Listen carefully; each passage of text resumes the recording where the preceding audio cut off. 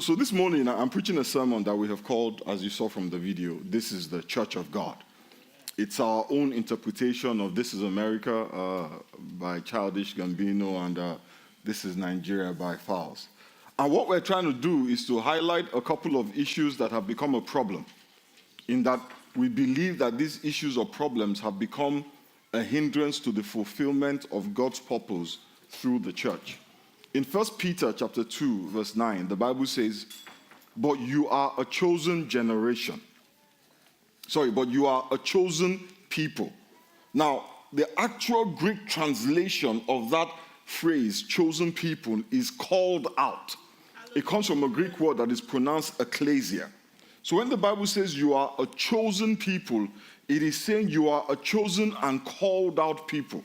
You are a royal priesthood, a holy nation, God's special possession, that you may declare. Turn to your neighbor and say, that you may declare. Turn to your neighbor and say, that you may declare.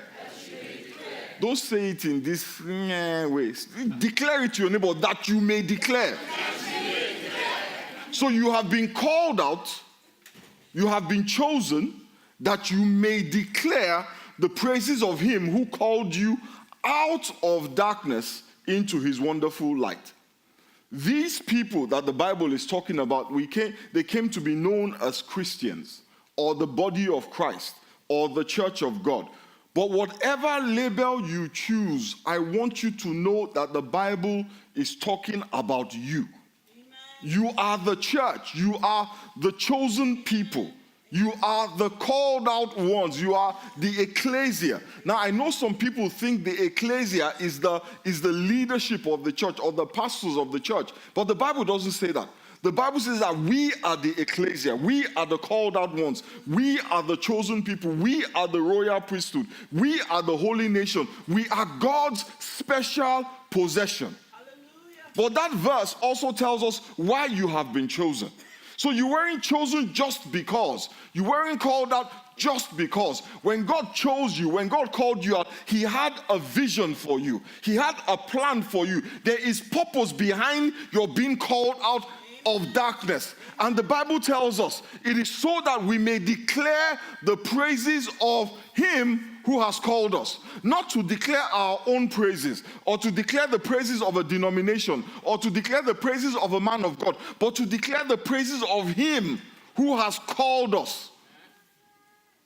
God loves it when we praise him, my brothers and sisters. The Bible says that God delights in our praises. But Jesus Christ tells us in Matthew, the 5th chapter and the 16th verse, he says, in the same way, let your light shine before others, that they may see your good deeds and glorify your Father in heaven. Amen. In the same way, let your light shine before others, that the others who see your light will glorify your Father in heaven. Yes, I know that God loves it when you praise him, but God loves it when people praise him because of you. Amen? Amen? And just in case somebody here is thinking my light is my glow, my light is how beautiful I am, how much bling I have, the Lord Jesus Christ tells us what your light is. He says, let your light shine, that they may see your good deeds. Hallelujah. So your light is your good deeds, or your good deeds are your light. It is your good deeds that men will see and glorify God. He created the church. He called you out. He chose you so that when you interact with people, when people see you and see how you behave, how you interact with others, the whole of creation will give praise to his name. So anything that jeopardizes that mission is problematic, and it is totally unacceptable. So last week we talked about a judgmental and hypocritical church, which really comes out of a legalistic approach to God, a legalistic approach that is based on fear. You see, if all people see from us is a judgmental attitude, if all that the world perceives from the church is hypocrisy, then nobody is going to praise God because of us. Rather, they will curse God. Rather, they will deny the existence of God. And you will think that with 2.2 billion Christians on the earth, 2.2 billion Christians on the earth, that the whole earth right now should be praising God. But when we serve God out of fear, when we serve God from a legalistic mentality, we become judgmental and we become hypocritical. But we're not supposed to serve God out of fear. We do not pray out of fear that if we don't pray, God will smite us. We don't worship because we are afraid. We should worship because of who He is. He is the Almighty God. And because of what He has done for us. In Romans, the 12th chapter and the 1st verse, Paul wrote to the Roman church. Look at what he said. He said, "So then, my friends, because of God's great mercy to us, I appeal to you, I urge you, I beg you, I plead with you, offer yourselves as a living sacrifice to God, dedicated to His service and pleasing to Him. This is the true worship that you should offer." Some other versions say this is the only reasonable response to what God has done. The only appropriate response to the magnitude of what God did, Paul said, is true worship. When you look at what He did on the cross of Calvary, when you look at the mercy that He shows us on a daily basis, that are new every morning, that we celebrate, Paul said your only reasonable response is to worship Him. When you consider that He sent His Son to die on the cross of Calvary, the only thing that makes sense is worship. You know, if I were to reach into my pocket, I don't have a wallet, but if I were to reach into my wallet, where's my wallet? I have a wallet somewhere. Okay, somewhere. If I had to reach into my wallet and I pulled out $10, and I gave that $10 to Lanre, what do you think Lanre would do? He'd say, "Thank you." Thank you is the only reasonable response from anybody with home training to an unsolicited $10 gift. Now, if he doesn't say thank you, my conclusion would be that he didn't value the gift. You know, can I be honest with you? I don't believe there are ungrateful people. I don't believe in that expression. There's no ungrateful person. I believe that people respond because of the value that they place on your gift. If your gift means nothing to them, they will not be grateful for it because it means nothing to them. But if you give them something that touches them, they will find it in their heart to be grateful for it. The more value they place on your gift, the more grateful they are. And the less value they place on it, the less grateful they are.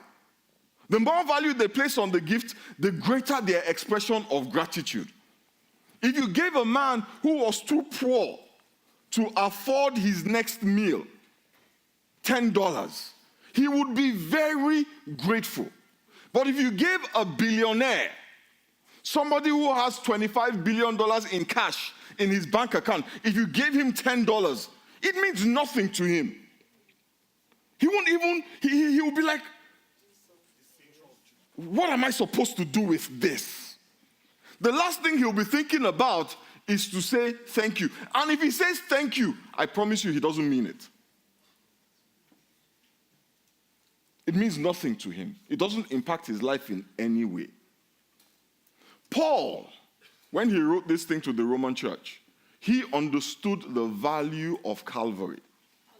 That is why he said the only appropriate response to the magnitude of what God has done is true worship. True worship. Not any kind of worship. True worship. Now remember that Jesus Christ had said in John chapter 4 verse 24, says, God is spirit, and his worshippers must worship him in spirit and in truth. If you have received The cross, the sacrifice of Calvary. If you have ever said, Jesus died for me, I accept that he died for me, I accept that his blood was shed for me. How many people have watched that film, The Passion of Christ, by Mel Gibson? Anybody? How many people have seen it? Okay, if you haven't seen it, you should see it. The film has a lot of problems, but I'd just like you to see the part, where Jesus Christ walked to the cross. I don't remember who played the part of Jesus Christ, but he just that part. That's the only part that for me makes any sense. When you see what was supposed to have been done to Jesus, oh my God, you will weep. If you don't weep, your heart is made of stone. Hallelujah. If you can imagine what God subjected his son to on your behalf, your only reasonable response is true worship. But just so that we understand what true worship is, Paul spells it out for us. He says, offer yourself as a living sacrifice to God.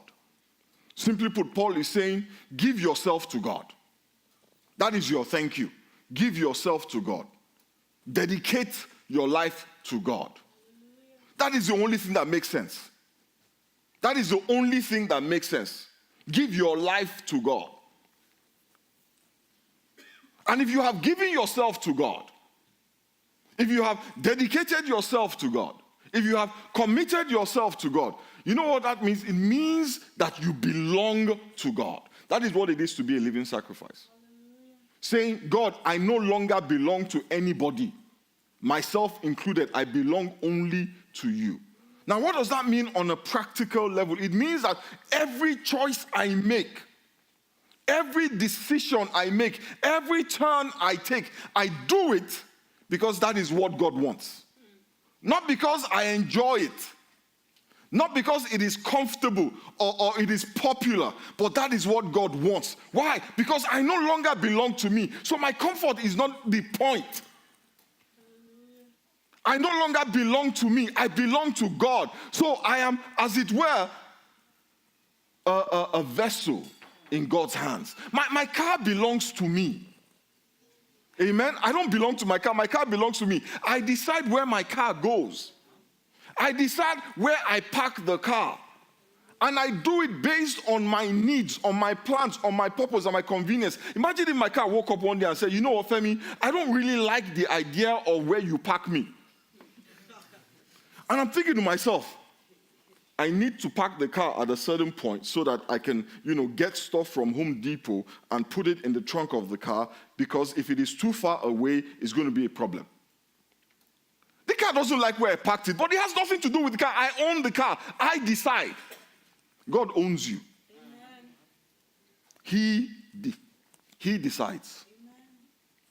What Paul is basically saying, let me summarize what Paul is saying in Romans chapter 12, verse 1. Because of what God has done for you, be holy. That's what he's saying. That is the summary. Because of what God has done for you, be holy. If you know what God has done for you, if you place any value on what God has done for you, be holy.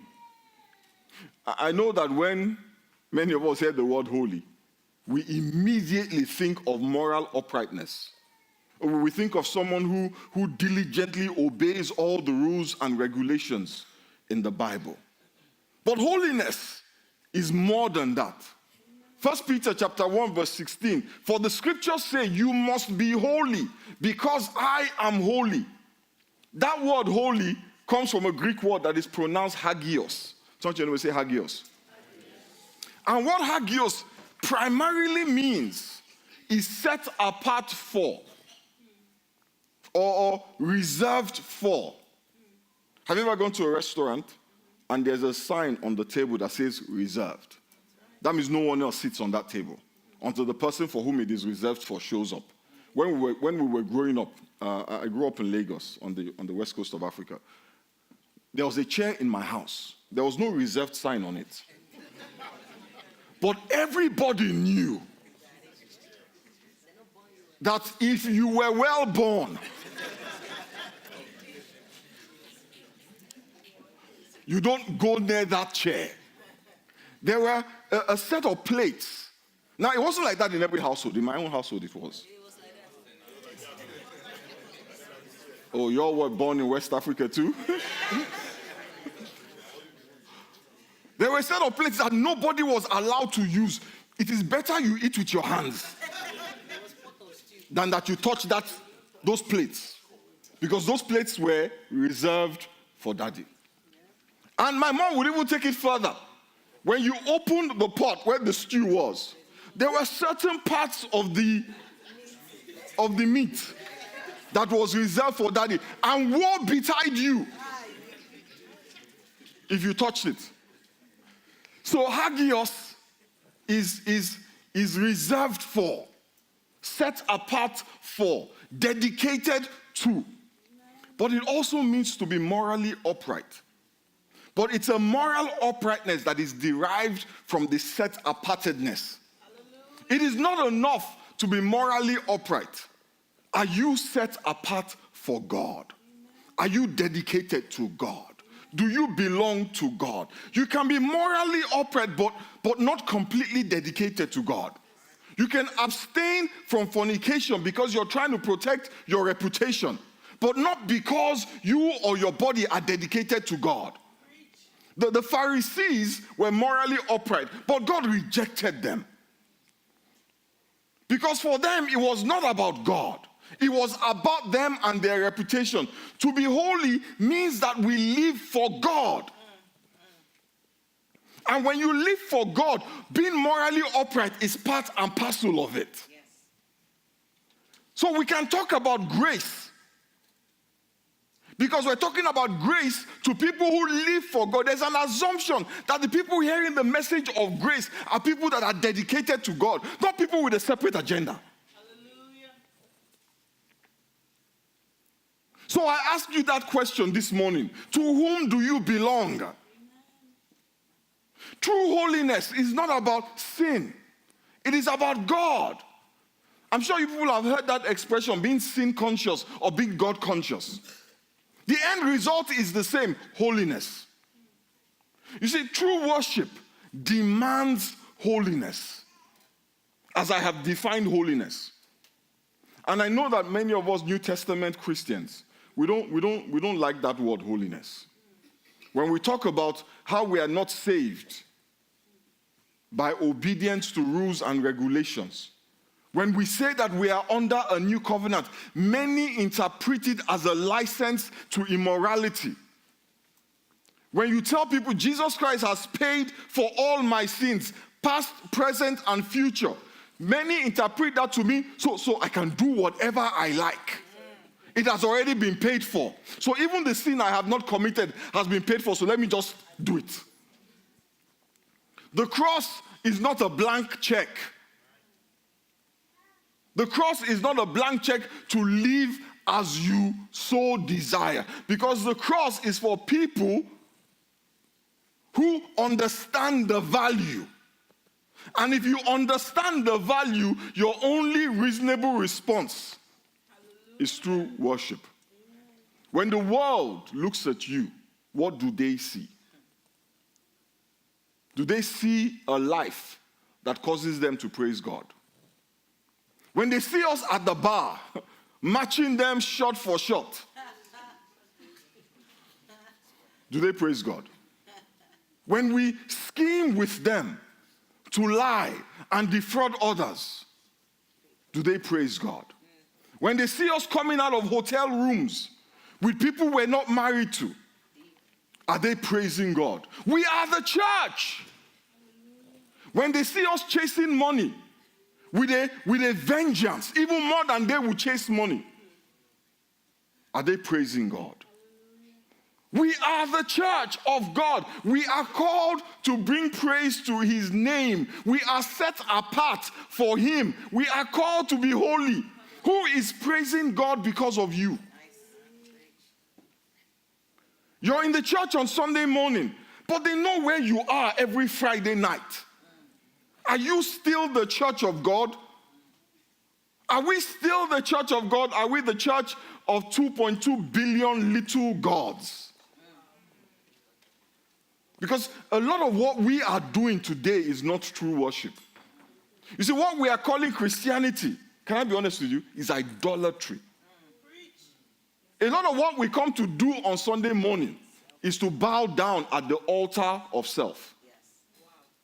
The world sees through it. They don't understand it. They don't know the lingo. But they see through it and they reject it. And God will not accept it. Holiness is not about rules and regulations. Holiness is true worship. It is about God. Listen, when you pray for your enemies to fall down and die because you don't like something somebody said, when you pray only so that you can consume it on your lust, the Bible says in James chapter 4 verse 3, read it when you get home, it says you are praying amiss. The amount of prayers that are being said in church that are amiss is phenomenal. You know, I'm amused. People in the church today are squabbling. That's the new controversy now. We're squabbling, arguing over who we should be giving to and whether we should give 10% or 20%. We're arguing over whether our giving is sacrificial or not. But the Bible is very clear. It says when you give only so that you can have more. Listen, when you give only so that you can have more, it doesn't matter whether you give to the church building fund. When you give only so that you can have more, it doesn't matter whether you give to Habitat for Humanity. When you give only so that you can have more, it doesn't matter whether you give to the bishop or to the man of God. And I can tell you this with confidence. It doesn't matter if you give 10% or 90%. It profits you nothing. Hallelujah. Because the Bible says in 1 Corinthians chapter 13, verses 1 to 3, read it when you get home. If your motivation for giving is wrong, it profits you nothing. The Bible says give, and it will come back to you. It does not say give so that it will come back to you. There is nobody in the Bible who gave with the intention of getting back. When the prophet went to the widow and said, I am hungry. And the widow said to him, all I have is enough for my son and I. Let us eat it and die. What did the prophet promise her?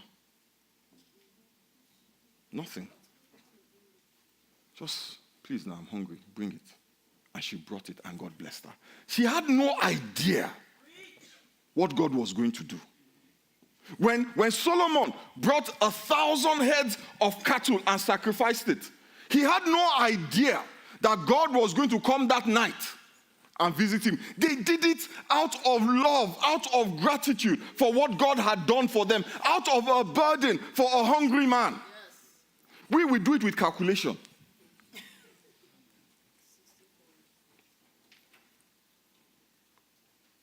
Nowhere does the Bible say give so that it can come back. It says give and it will come back to you. Church people now, the church of God now, we're trying to ascertain which one is better ground to sow in. Which one will bring 100-fold increase? The man of God, the building fund, or the poor? 10%, will that one give me a better harvest, or 20%? Did it hurt? If it doesn't hurt, I'm not going to get a good return on my investment. Giving to God is not an investment. If you've heard anybody say that they're wrong, giving to God is not an investment. It is an act of worship that we should do to say thank you to God. Listen, if you want to be a true worshiper, give because you love God.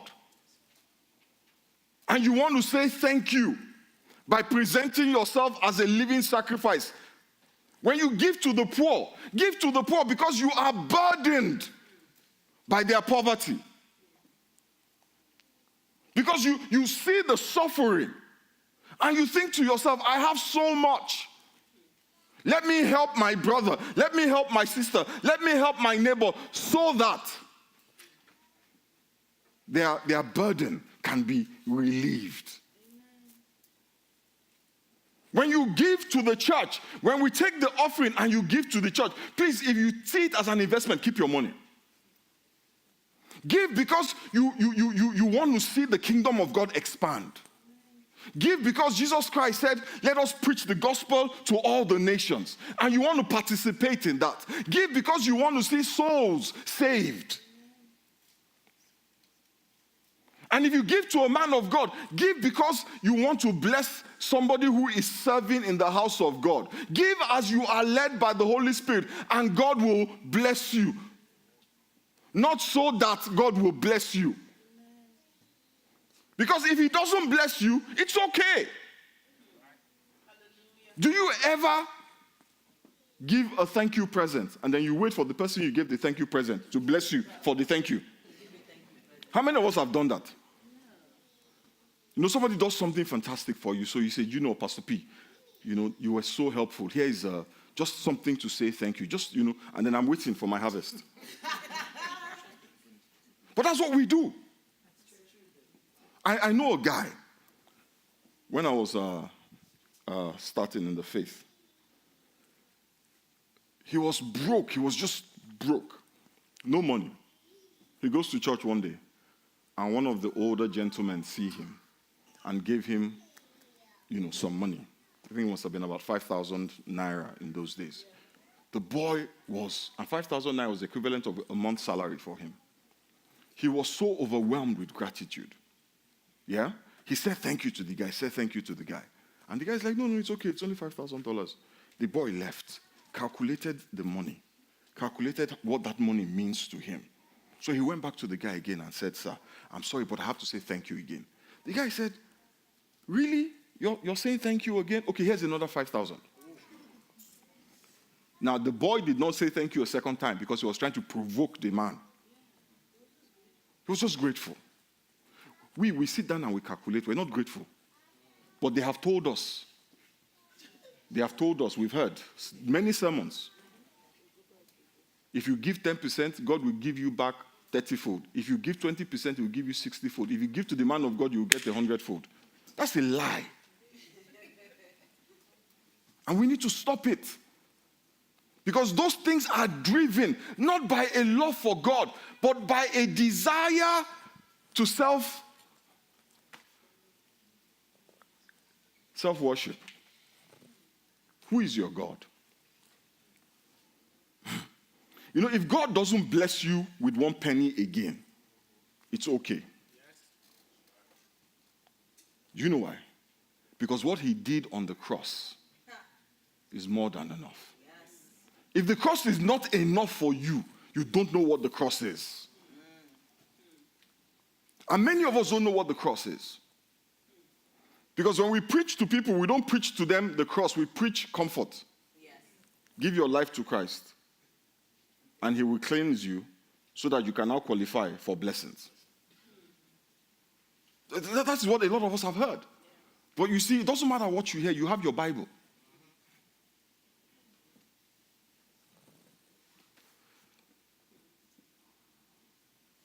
What God did on the cross is more than enough. And I'm going to close here. In Galatians chapter 2, verse 20, Paul says, my old self has been crucified with Christ. The Femi who needed all of these things has been crucified with Christ. It is no longer I who live, but Christ lives in me. So I live in this earthly body by trusting in the Son of God who loved me and gave himself for me. My brothers and sisters, who do you belong to? Or to whom do you belong? It's a question you have to answer. It's a decision you have to make. Do you belong to God or do you belong to you? Is your life your own or does your life belong to God? There's a song that we sing, my life is not my own. To you I belong. I give myself to you. Powerful song. And we all sing it with meaning.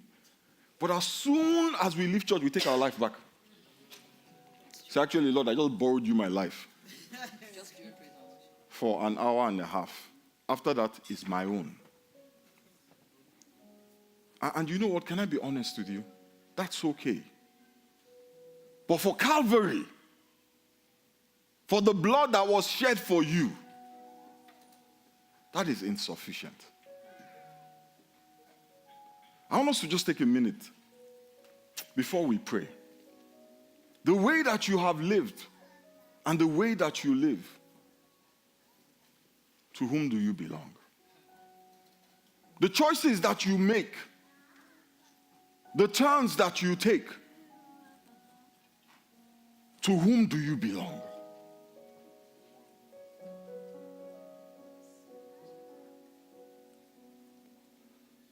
This morning, as we bow our heads to pray,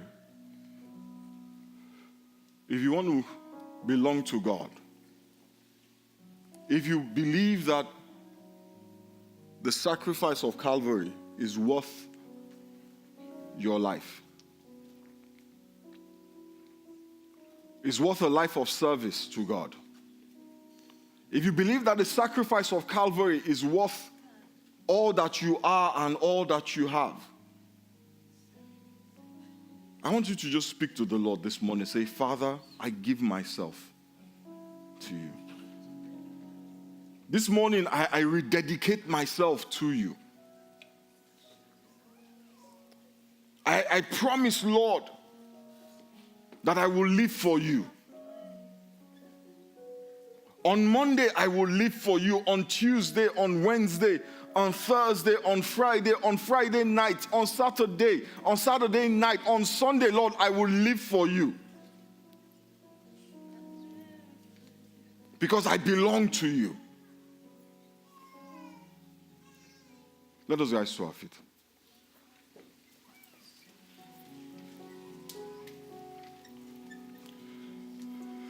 Let's just say this prayer together. Father, I thank you. I thank you for what you did on the cross that day. I thank you for the blood that was shed for me. Father, as a token of my gratitude, I give myself to you. Father, take my life. Use it to your glory. Thank you, Father. In the mighty name of Jesus we pray. Amen. You may please be seated.